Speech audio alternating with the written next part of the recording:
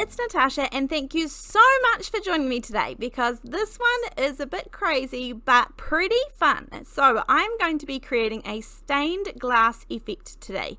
Now this is going to be a little bit different than what you're thinking though. Now to start off with, I had these circle dies out. These are the Hero Arts Infinity circle dies. I'm going to use these later on, but I kind of wanted to pick which one I wanted first to know how big I needed to go. But you'll sort of see how this fits in a little bit. Now I'm going to be starting off with a couple of stamp sets. One is going to be this little gorgeous flower called the Mini Scented Bloom. Now this is from Creative Expressions and I love this stamp. If you've watched my channel, you'll know that this has appeared in many videos because I love it. It is so simple yet so perfect. I'm stamping this out in some VersaFine ONYX black ink, and then I'm actually going to add some clear embossing powder to this. I'm going to heat set this and then we're going to stamp again. Now for this stained glass effect, things are going to get a bit crazy before they kind of make sense. Now you kind of do need to have some sort of stamp to do this with. I'm going to be using this cobblestone bold prints from Hero Arts. Now any kind of brickwork or stonework or that kind of stamp is going to work for this. You kind of just have to look through your stash and see what you have. Now I got this idea from Lindsay the Frugal Crafter. She did one on her channel maybe 7 or 8 years ago, and it stuck in my mind for a long time, and I've been meaning to try this, and so I love this finished card. Now I can't perfectly remember, but I believe she actually had a stained glass sort of stamp that went over top like this, but I can't quite remember. Anyhow, so I am going to stamp over top of my flower in the exact same VersaFine ONYX black ink, and I know at this point you're thinking that's a little bit overwhelming and an interesting choice, but stick with me, please stick with me at this point. So I'm going to add some clear embossing powder to this one too. I'm adding it to the whole panel, although bear in mind that, as I said earlier, I'm actually going to be cutting this out with a large circle die, so I won't be going right to the very edges, and we need to bear that in mind when we color this in too. Now the beauty of this project is that you can color this in with anything. You can use some of your dye inks, your water reactive inks, and pop them down on a block and use a brush. You can use alcohol markers if you want to. Today I'm going to be choosing to use some of my zig markers. My daughter was actually playing with these. I've had these for a really long time and I guess these are going to work perfectly. I've chosen 3 colors. I sort of have a light yellow, then a kind of orangey yellow, and then an orange, I guess. So 3 that are similar. You want them to be in similar colors to each other. And then there is no blending necessary, nothing specific. All you're going to do is take one of the colors and then color different squares around the place. For me, they're kind of squares because of the cobblestone print that I used, but I really didn't bother if there were some next to each other. I didn't try and make sure there was a very specific pattern. I wasn't trying to be too fussy because honestly, you don't really notice it, but I am just making sure that I follow inside the flower only. So even if that comes upon half a square around the outside, then I'm only going to color half of that square, and it sort of starts to come together once you add the surroundings as well. So this is a really fun technique. As I said, there is barely not too much skill involved. You are really just no blending, nothing fancy, just add the color on. Then this time I've gone for blues around the outside because I thought this would contrast nicely with the oranges and yellows.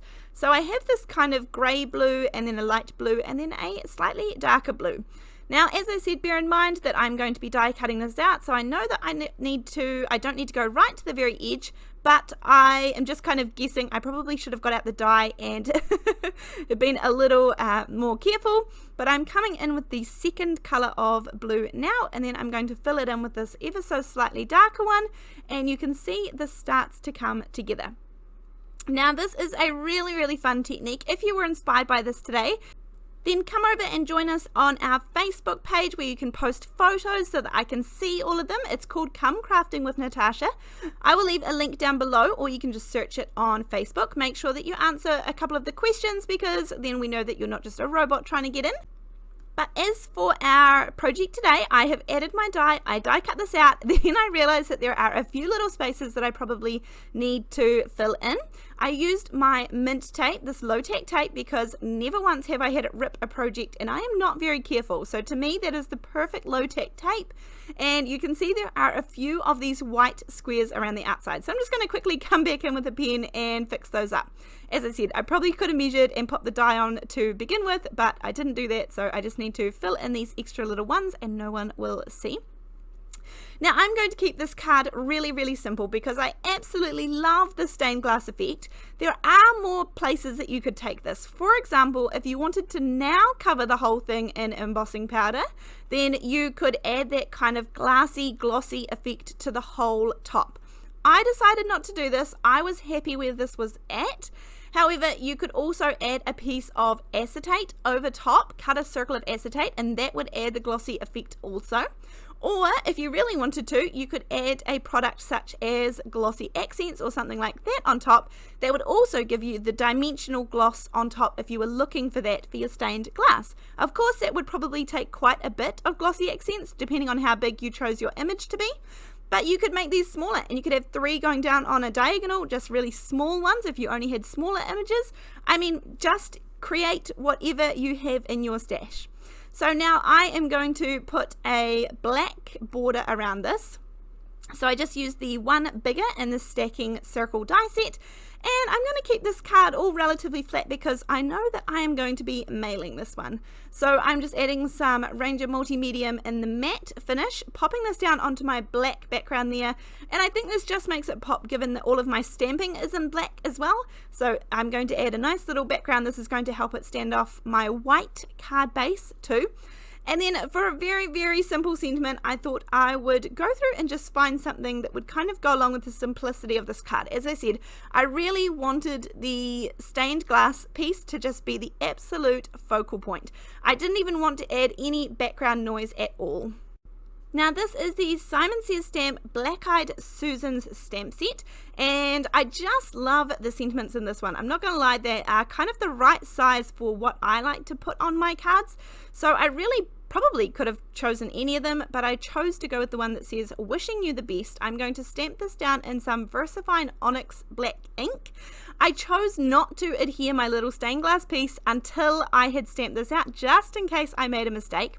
Now this is a brand new stamp set to me, so I'm going to stamp this on a scrap piece of paper to make sure that it stamps nicely before I stamp it on my cardstock and my project. And then once I can see that it stamps beautifully and nice and clear and crisp and there's no hairs or fluff or anything like that that accidentally attached to it, I'm going to stamp this down, wishing you the best, and then all I'm going to do is glue down that panel, and I'm keeping this so simple. So I hope that you have enjoyed this video today. I hope that you have something similar you can use in your stash, and I will be really interested to know if you have other stamps and things that you could use over top instead of the cobblestones one. This was the one that I found worked the best from my stash, but you never know. Perhaps you even have a specific stained glass look stamp. I'm not sure. There may have been some come out in the past that I wasn't aware of. So I hope that you've enjoyed this video. Thank you so much for joining me. As per usual, I will leave everything, all of the supplies listed down below, and I will also leave a link to my Buy Me a Coffee if you would choose to support my channel and help me out. Other than that, I'll see you on the next video. Thanks, bye!